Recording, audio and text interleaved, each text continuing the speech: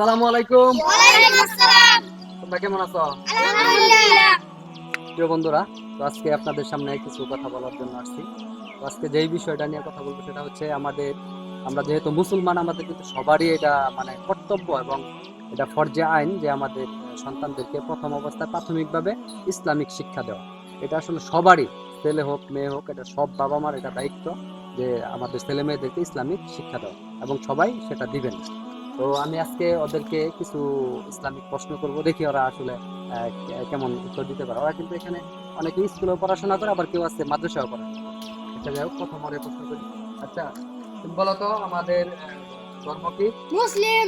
মুসলিম। মাশাআল্লাহ, খুব সুন্দরভাবে উত্তর দিতে পারছে। আচ্ছা, তুমি বলো তো আমাদের দিন কি? ইসলাম। ইসলাম। আরেকটু জোরে। ইসলাম। মাশাআল্লাহ, ও খুব সুন্দরভাবে উত্তর দিতে পারছে। আচ্ছা, তুমি বলো তো আমরা কোন নবীর উম্মত? শেষ নবী আমাদের নবীকে?